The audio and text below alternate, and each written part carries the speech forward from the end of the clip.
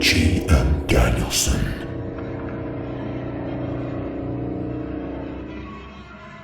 Two chilling forest stories.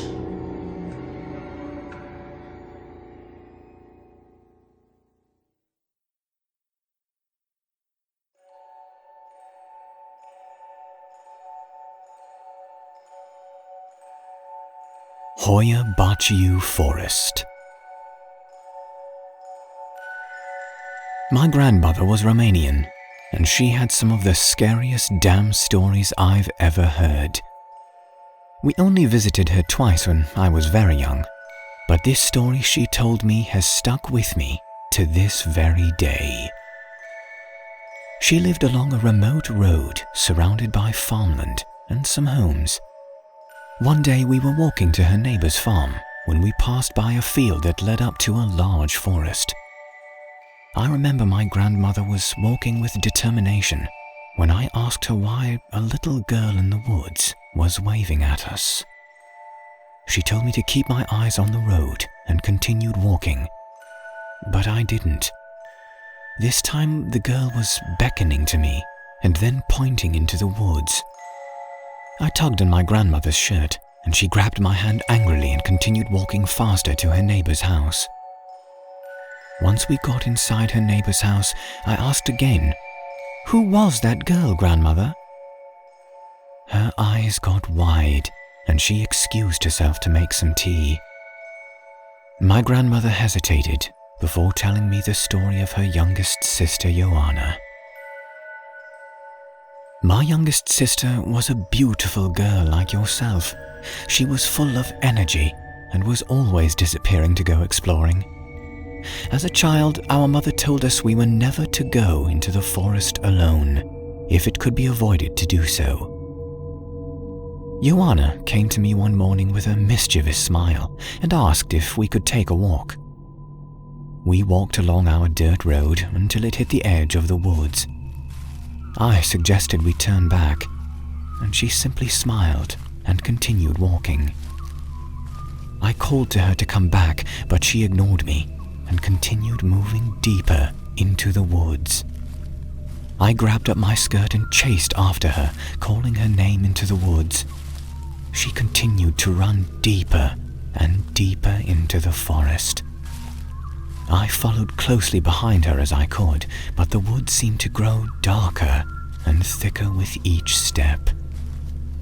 Eventually, I could not even see her tiny white body against the green and browns of the forest, and I noticed the sky was growing dark. I knew we'd only been running for a short amount of time, yet somehow the day was gone. The sun was hiding beneath the canopy of the trees, and I not only knew it was getting dark, but that I had no idea where I was. I called for Joanna once again, but no sound came. And it was then that I realized the silence of the forest, unlike any I had heard before.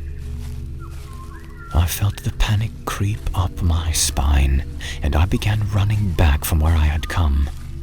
Yet I slowed when I saw again the pale white against the darkness of the wood. I saw off the trail was a large clearing. I don't know how I could have ran past it without noticing it before. The clearing was large and barren and seemed to be in the shape of a giant circle, and standing in its midst was my sister. She was smiling in her white dress, mud staining the bottom, and her tiny white hand clutched a tall man, if you could call him that. He was thin and pale like the trees marked by fire.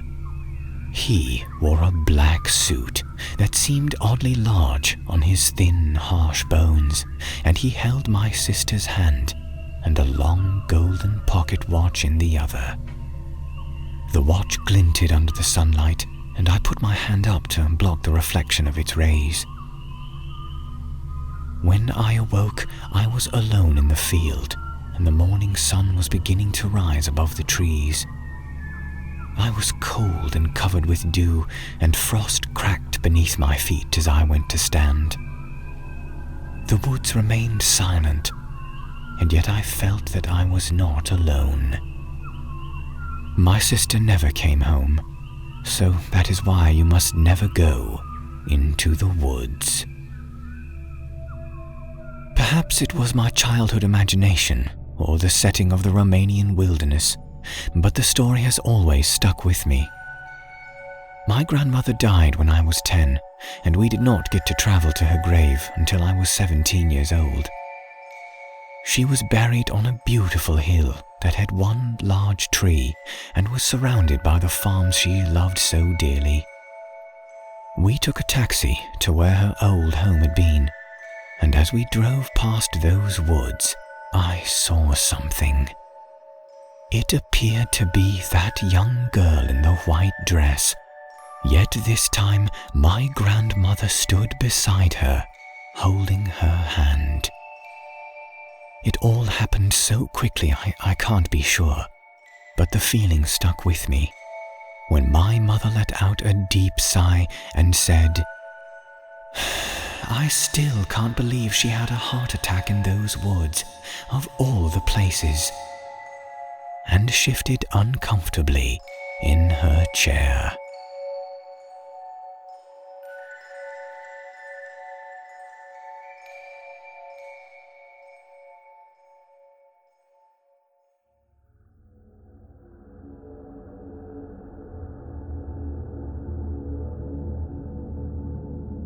The Hunter Cult.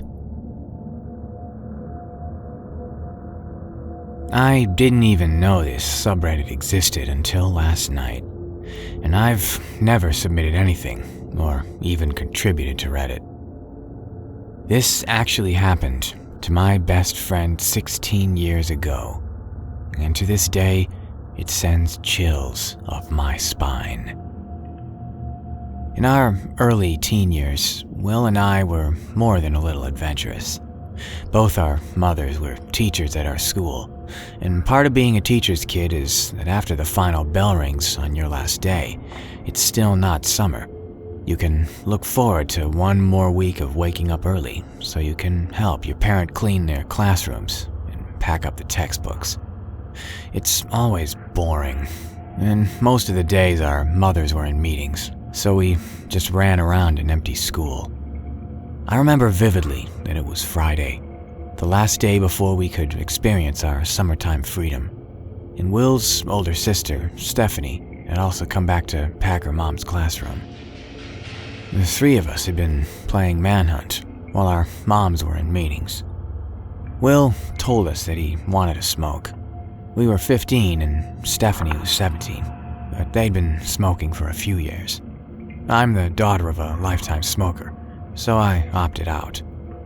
We walked to the adjacent middle school football field, then past an open fence and into a wooded clearing that was a usual hangout for kids skipping class.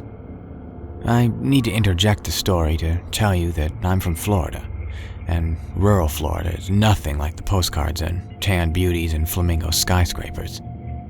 My hometown exists only because someone developed a way of making semi-livable land out of a swamp.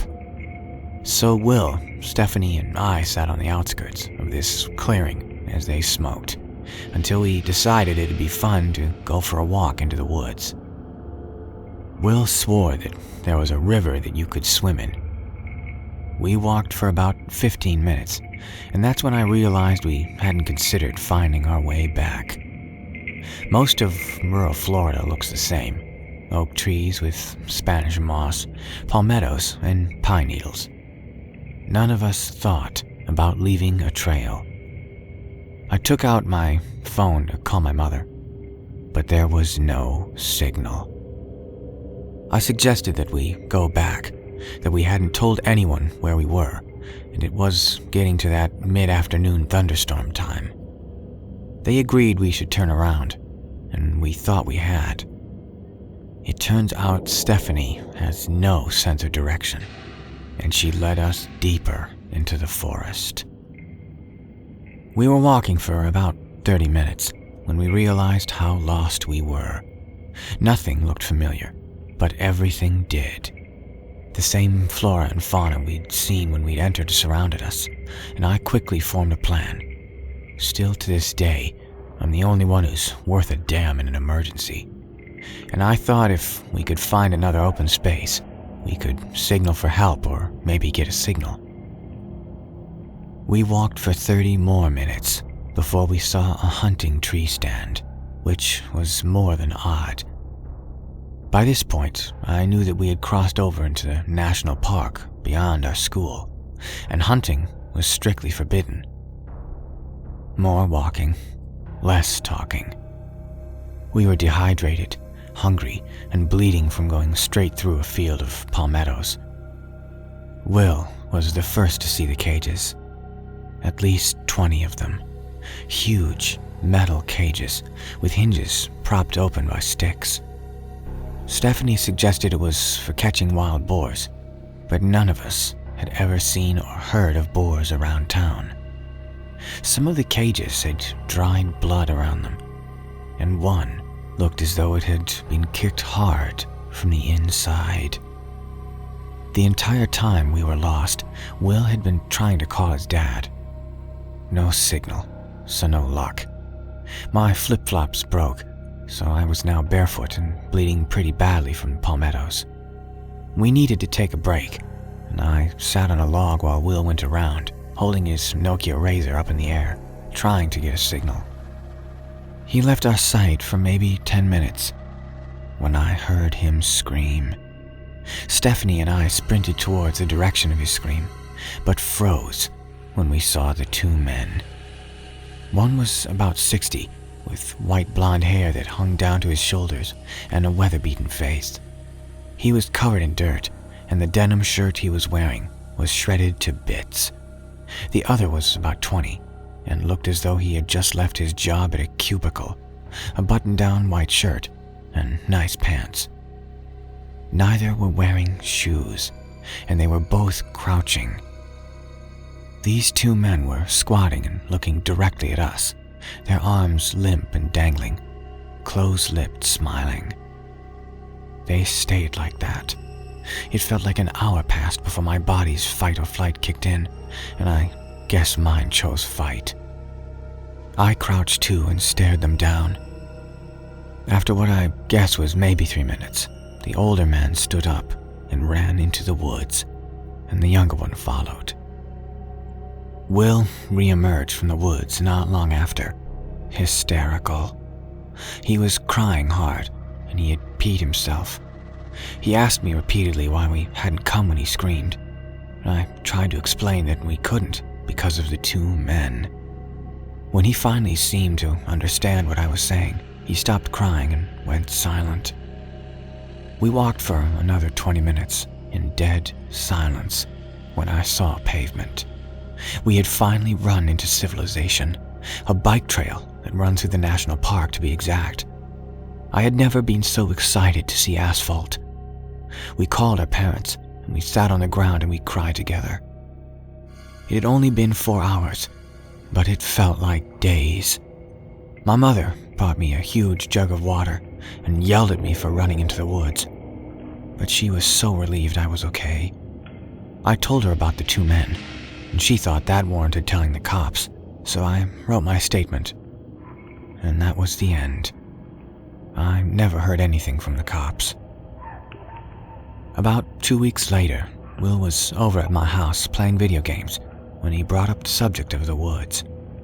Through bites of pizza, he told me that he hadn't seen the two men.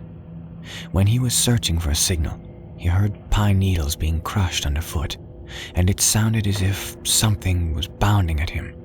So he hid.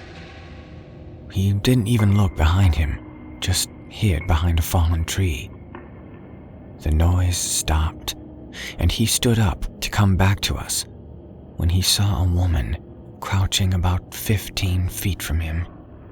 She had dried blood in her hair and all over her shirt. That's when Will screamed, and she stared at him until she turned and ran into the woods. To this day, I don't think anyone's ever found them, and I refuse to step foot into that park.